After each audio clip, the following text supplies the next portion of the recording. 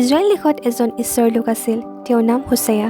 তেওঁ আছিল বিনম্ৰ, ন্যায়বান আৰু ঈশ্বৰৰ আদেশত চলা এজন নবী। এদিন জিহুৱাৰ বাক্য হোছেয়াৰ ওচৰলৈ আহিল। জিহুৱাই ক'লে, হোছেয়া, তুমি গৈ নিজৰ নিমিত্তে এজনী বেশ্যা তিৰোতা গ্ৰহণ কৰা। তাতে হোছেয়া গৈ তাকে কৰিলে। দুয়োৰে বিয়া হ'ল। তেওঁলোকে সুখেৰে জীৱন আৰম্ভ কৰিলে। শিশু হ'ল, ঘৰ ভৰিল হাঁহিৰে আৰু প্ৰেমেৰে।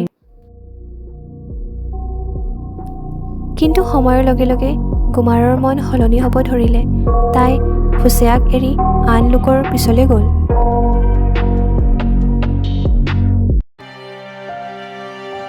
হোছেয়াৰ হৃদয় ভাঙি গ'ল। তেওঁ গোমাৰক প্ৰেম কৰিছিল, যত্ন লৈছিল, ক্ষমা কৰিছিল।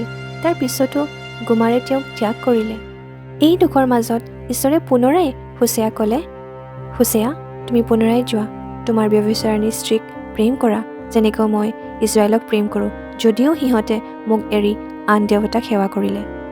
এবাৰ ভাবি চাওকচোন, কিমান কঠিন আছিল হোছেয়াৰ বাবে বিশ্বাসঘাত কৰা এজন ব্যক্তিক পুনৰাই প্ৰেম কৰা। কিন্তু হোছেয়াই ঈশ্বৰৰ কথা মানিলে।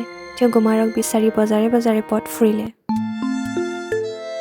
অৱশেষত তেওঁ গোমাৰক এজনী দাসী হিচাপে বজাৰত থিয় হৈ থকা দেখা পালে। তাইৰ মুখত ক্লান্তি, চকুত দুখ। হোছেয়া তাক দেখি আগবাঢ়ি গ'ল। হোছেয়াই 50শ ৰূপ আৰু 1.5 হোমৰ জৱেৰে দি গোমাৰক মুক্ত কৰিলে।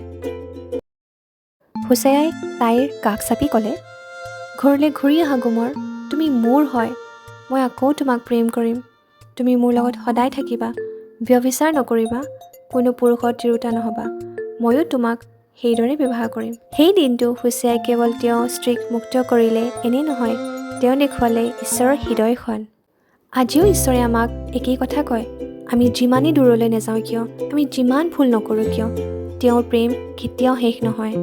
ঈশ্বৰে আমাৰ বাবে তেওঁ একমাত্ৰ পুত্ৰ যীশুখ্ৰীষ্টক জগতলৈ পঠালে।